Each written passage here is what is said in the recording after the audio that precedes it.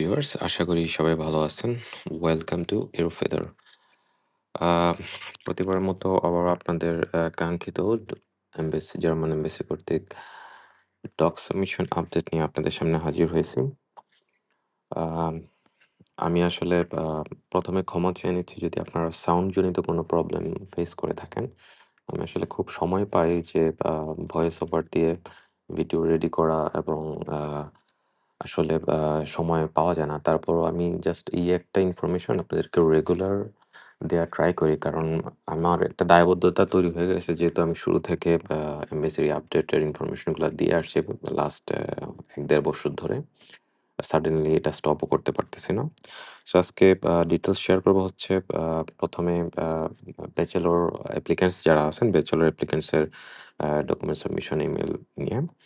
আ আপনারা জানেন যে গত ১ সেপ্টেম্বর ২০২৫ সালের মানে এই মাসের ১ম তারিখ ১ তারিখ ব্যাচেলর অ্যাপ্লিক্যান্টস যারা আছে তারা ডক সাবমিশন মেইল রিসিভ করছেন এবং আ আ আনন্দের বিষয় হচ্ছে গতকাল ৮-৯-২০২৫ এ ব্যাচেলর অ্যাপ্লিক্যান্ট যারা আছেন তারা আবারও ডক সাবমিশন মেইল রিসিভ করছেন। তো ১ম ধাপে গত ১ তারিখ যে সকল অ্যাপ্লিক্যান্টরা ডক সাবমিশন ইমেইল রিসিভ করছেন, তারা ছিল হচ্ছে ২০২৩ সালের অ্যাপ্লিক্যান্ট। ২০২৩ সালের ২২ মার্চ থেকে ২০২৩ সালের ৩ এপ্রিল পর্যন্ত যারা ব্যাচেলর অ্যাপ্লিক্যান্ট ছিলেন তারা আ ডকুমেন্ট সাবমিশন ইমেইল পেয়েছেন ডকুমেন্ট সাবমিট করার জন্য। এবং গতকালকে ৮ সেপ্টেম্বর আবারও ব্যাচেলর অ্যাপ্লিক্যান্টদের ডকুমেন্ট সাবমিশন ইমেইল আসছে। অর্থাৎ ১ মাসে ২ বার এমবেসি ব্যাচেলর অ্যাপ্লিক্যান্টসদের ডক সাবমিশন ইমেইল দিয়েছেন।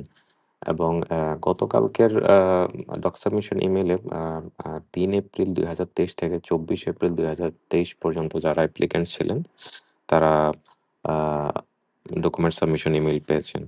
অর্থাৎ আমি যদি টুগেদার যদি আমি এটা হিসাব করি, তাইলে ২ টা ডক সাবমিশনে তো অলমোস্ট পুরো ১ মাসের যত অ্যাপ্লিক্যান্টস আছে ব্যাচেলরের তারা সবাই ডক সাবমিশন মেইল পেয়েছে। অর্থাৎ ১ মাসে ২ বার ডক সাবমিশন ইমেইল দিয়েছে। আপনারা জানেন যে গত মাসে আ আ মাস্টার্স অ্যাপ্লিক্যান্ট যারা আছে তারা ডকুমেন্ট সাবমিশন ইমেইল পেয়েছিল। একটা বিশাল নাম্বার অফ স্টুডেন্টস তারা মেইল পেয়েছিল। কিন্তু সেই তুলনায় ব্যাচেলর অ্যাপ্লিক্যান্টসরা একটু কম ছিল। তো আমার কাছে মনে হয় এই মাসে ২ টা ডক সাবমিশন ইমেইলে এটা মোটামুটি কাভার আপ হয়ে গেছে। অর্থাৎ আমরা বলতে পারি যে ২০২৩ সালের আ এপ্রিল মাস অলমোস্ট ফিনিশ, জাস্ট ৪-৫ দিন আছে। এবং মাস্টার্স অ্যাপ্লিক্যান্টদের জন্য গত মাসের পর আবারও আজকে অর্থাৎ ৯ সেপ্টেম্বর আ আ একটা হিউজ ডক সাবমিশন মেইল দিয়েছে। গতবারের মতো, গত মাসের মতো। আমি আমার লাস্ট ভিডিওতে আপনাদেরকে বলেছিলাম যে আ নতুন অ্যাম্বাসেডর আসছেন এবং উনার কাজের ধরন হয়তো ডিফারেন্ট হইতে পারে। সো আপনারা প্রিপেয়ার্ড থাকবেন। এবং যেহেতু অনেকদিন পর প্রায় ১-১.৫ বছর পরে একটা লম্বা ডক সাবমিশন ইমেইল দিয়েছে। অর্থাৎ গত মাসে প্রায় ১ মাসের যত অ্যাপ্লিক্যান্টস ২০০ থেকে ২৫০ স্টুডেন্ট ডক সাবমিশন ইমেইল পেয়েছে। সো 2nd ডক সাবমিশন মেইলটাও যদি এরকম লার্জ হয় তাহলে আমরা মোটামুটি অ্যাজিউম করতে পারবো যে পরবর্তী ডক সাবমিশন ইমেইলগুলো এরকম বড় হইতে পারে, যেখানে ২০০, ২৫০ বা ৩০০ স্টুডেন্ট ডক সাবমিশন ইমেইল পাবে। সো সেই অনুযায়ী আপনারা প্রিপারেশন নিতে পারবেন।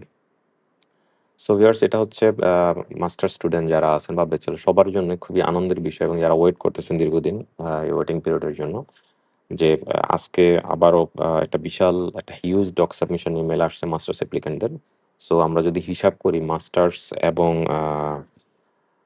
ব্যাচেলর, এখানে প্রায় ৩৫০ বা ৩০০ র বেশি স্টুডেন্ট ডক সাবমিশন ইমেইল পেয়েছেন। তো আমরা আশা করি যে এই মাসের শেষের দিকে অথবা সামনের মাসের ১ম সপ্তাহে আবারও একটি বড় ডক সাবমিশন ইমেইল আসবে মাস্টার্স অ্যাপ্লিক্যান্টদের, যেখানে হয়তো আ ২০২৩ এর ২০২৩ এর মে বা এপ্রিলের যে অ্যাপ্লিক্যান্টস যারা আছেন, আ মে মাসে যে অ্যাপ্লিক্যান্টস যারা আছেন তারা মোটামুটি ডক সাবমিশন মেইল পেতে পারেন। তো আপনারা আপনাদের ডকুমেন্টস রেডি রাখুন। আপনাদের তো সময় থাকবে মাত্র ৭ দিন। ৭ দিনের ভিতরে সব ডকুমেন্টস আপনি যাতে সাবমিট করতে পারেন, সেই অনুযায়ী আপনাদের প্রিপারেশন নেয়া উচিত। আবার যদি মনে করেন যে আপনার এর ভেতরে আপনার অ্যাডমিশন লেটার বা যাবতীয় আ যে ডকুমেন্টস সাবমিট করতে এগুলো রেডি হবে না বা আপনি এমবেসি ফেস করার জন্য যথেষ্ট কাগজপত্র জমা দিতে পারবেন না, আপনি কাইন্ডলি আপনার অ্যাপয়েন্টমেন্টটা ক্যানসেল করে দিন, যাতে ওয়েটিং লিস্টে থাকা পরবর্তী ভাই বা কোনো বোন আমাদের সে যাতে ডকুমেন্ট সাবমিশন মেইলটা পায়। আপনারা জানেন স্টুডেন্টরা এটা নিয়ে কাজ করতেছে, যারা বিভিন্ন দেশে চলে গেছেন কিন্তু অ্যাপয়েন্টমেন্ট শখের বশে বা এমনিতে যদি যাই, এরকম অনেক অ্যাপয়েন্টমেন্ট আপনারা বুক করে রাখছেন। তো তারা এগুলা ক্যানসেল করার জন্য ট্রাই করতেছে। অনেকেই এই মাসের প্রায় অলমোস্ট ১০০ প্লাস অ্যাপ্লিক্যান্টসদের অ্যাপয়েন্টমেন্ট ক্যানসেল করা হইছে এভাবে ইনবক্সে বা রিকোয়েস্ট করে। সো এটা তারা একটা বিগ থ্যাংকস পাওয়ার যোগ্য। আমরা আসলে হুজুগে বাঙালি, মানে সবাই যেহেতু জার্মানি যাচ্ছে সবাই ওই দিকেই একটা করে অ্যাপয়েন্টমেন্ট নিয়ে রাখছে। পরে দেখা যায় যে একেকজন লন্ডন, কেউ ইউরোপের অন্যান্য কান্ট্রিতে বা আমেরিকায় চলে গেছে, বাট অ্যাপয়েন্টমেন্ট ক্যানসেল করে নাই। যেটার জন্য আসলে যারা রিয়াল অ্যাপ্লিক্যান্ট, যারা জার্মানির জন্যই বসে আছে, তাদের জন্য একটা আ লম্বা সময় ধরে ওয়েট করতে হইতেছে। যদি এই অ্যাপয়েন্টমেন্টগুলা ক্যানসেল করা যাইত তাইলে কিছুটা ফাস্ট হইতো। তো আ আপনারা জানেন যে মাস্টার্স অ্যাপ্লিক্যান্ট যারা, তারা হচ্ছে আজকের ডক সাবমিশন ইমেইলে গত মাসে ২৭ ফেব্রুয়ারি পর্যন্ত ডকুমেন্ট সাবমিশন ইমেইল আসছিল ২৩ এর অ্যাপ্লিক্যান্টসদের। তো আজকে কভার করছে হচ্ছে ২০২৩ এর ২৭ ফেব্রুয়ারি থেকে 31st মার্চ পর্যন্ত, অর্থাৎ অলমোস্ট মার্চ পুরাটাই কভার করে ফেলছে। মার্চের লাস্টের হয়তো ২-১ কিছু অ্যাপ্লিক্যান্ট বাকি আছে। আশা করি তারা আ নেক্সট ডকে স্লট পেয়ে যাবেন। নেক্সট ডকে এপ্রিলের পুরো অ্যাপ্লিক্যান্টস বা মে মাসের ১ম ২ সপ্তাহের যে অ্যাপ্লিক্যান্টস যারা আছেন তারা 100% প্রিপারেশন নিয়ে রাখেন। তো যেটা বলতেছিলাম যে এখানে মাস্টার্স এবং আ ব্যাচেলরস অ্যাপ্লিক্যান্টস মিলে total ৩০০ plus student document submission mail পেয়েছে। এটা একটা লার্জ নাম্বার। এটা হচ্ছে গত কয়েক আ মাসে বা গত ২ বছরে এত বড় বা বছরে এত বড় ডক সাবমিশন ইমেইল আসেনি। যেটা গত বছরের তুলনায় মানে ৫ মাসের ৫ থেকে ৬ মাসের ডক সাবমিশন মেইলের সমান। এই ১ মাসে এই পরিমাণ স্টুডেন্ট ডক সাবমিশন ইমেইল পেয়েছে। তো এটা একটা আ আ গুড নিউজ। আর যারা মনে করতেছেন যে এমবেসি স্লো বা আস্তে ধীরে আগাবে, আপনারাও আস্তে ধীরে প্রিপারেশন নিতেছিলেন এবং হুট করে ডকুমেন্ট সাবমিশন ইমেইল চলে আসছে। তাদের জন্য ব্যাড লাক আসলে, যদি আপনাদের হাতে ডকুমেন্টস না থাকে। আর যারা ওয়েট করতেছেন এপ্রিল, মে মাসের বা জুন মাসের, তাদের জন্য আপনারা জানেন যে আপনাদের কখন আসতে পারে সম্ভাব্য টাইম ফ্রেমটা আপনারা কিন্তু জানেন।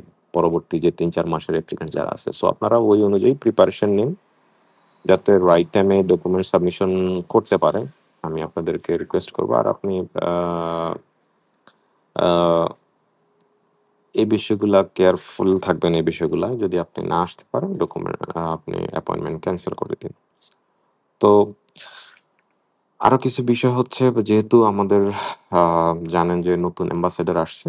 সো সেই অনুযায়ী যেকোনো কিছুই হইতে পারে, ভালো কিছু হইতে পারে। এটাই আমরা আশা রাখবো, যেহেতু উনি একটা নতুনভাবে কাজ শুরু করছেন। সো আপনারা ভালো কিছুর জন্য প্রস্তুত থাকেন। আপনাদের ডকুমেন্টস আপ টু ডেট রাখেন। এটা আপনাদের কাছে রিকোয়েস্ট। আর কিছু বিষয় আপনাদের সাথে শেয়ার করতে চাই। আপনারা হয়তো অনেকে জানেন, অবগত আছেন যে বাংলাদেশে রিসেন্টলি IELTS নিয়ে একটা স্ক্যাম হইছে। যারা IELTS প্রশ্ন ফাঁস হইছে এমন কিছু নিউজ ঘুরতেছে। সো এটাও আপনারা মাথায় রেখে IELTS পরীক্ষা দিন, যাতে এটার কারণে কোনো ধরনের হ্যাসেল না হয়, বা এটা আসলে খুবই অ্যালার্মিং যে ইন ফিউচার হয়তো এটার জন্য যারা আ দেশের বাইরে হাইয়ার স্টাডিজ এর জন্য যাওয়ার জন্য আ ওয়েট করতেছেন বা IELTS দিবেন ভাবতেছেন, তাদের জন্য হয়তো এটা একটা নেগেটিভ ইমপ্যাক্ট পড়তে পারে। এক্সাম আরো হার্ড বা কড়াকড়ি হইতে পারে, বা এক্সাম নাও হইতে পারে, বা যেকোনো কিছু হইতে পারে। বাট এটা একটা যেহেতু IDP বা ব্রিটিশ কাউন্সিল বা IELTS প্রতিষ্ঠানগুলা যারা পরীক্ষা নিয়ে থাকে, সংস্থাগুলো এটা একটা আন্তর্জাতিক মানের। এখন বাংলাদেশের কিছু অসাধু মানুষদের জন্য যদি এদের এই রেপুটেশন হুমকির মুখে পড়ে, তারা যেকোনো ডিসিশন নিতে পারে। সো এটার জন্য প্রিপারেশন নিয়ে রাখুন। যেকোনো কিছু হইতে পারে। যারা IELTS এর জন্য দীর্ঘদিন ওয়েট করতেছেন, আর যাদের IELTS সামনে আছে বা দিতে চাচ্ছেন, বা দ্রুত প্রিপারেশন নিয়ে দিয়ে ফেলুন, সেফ সাইডে থাকার জন্য।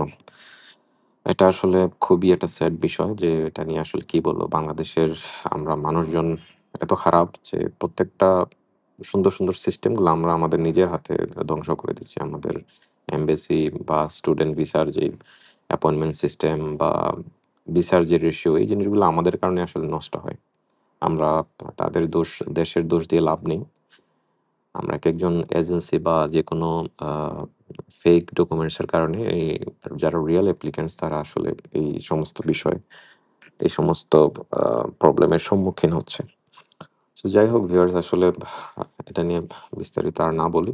আপনারা যারা আসতেছেন আপনারা জানেন যে গত ১-২ বছর ধরে আ হিউজ পরিমাণ স্টুডেন্ট জার্মানিতে আসছে এবং এখানে মোটামুটি জার্মানিতে কিছু জব ক্রাইসিসও চলতেছে। আবার কিছু স্টুডেন্টরা পড়াশোনার দিক দিয়ে কিছু ডিফিকাল্টিজ ফেস করতেছে। অনেক ধরনের নেতিবাচক বা ভালো খবরও আছে। এটা আপনাদের মেন্টালি আমি জাস্ট সাজেস্ট করব যে আপনারা ল্যাঙ্গুয়েজের ভালোভাবে প্রিপারেশন নিয়ে আসেন। যাতে এখানে কোনো ধরনের প্রবলেম ফেস করতে না পারেন। আর পুরোপুরি পড়াশোনার মন মানসিকতা নিয়ে আসুন। আপনি জার্মানিতে পড়াশোনা না করলে আপনি এখানে কিছুই করতে পারবেন না। আপনি যদি মনে করেন যে আপনি এখানে এসে অ্যাসাইলাম সিকার হয়ে আপনি অ্যাসাইলাম নিয়ে নিবেন, এখানে থাকতে পারবেন, তাহলে আসলে আপনাকে জাস্ট বেড লাক আপনার জন্য।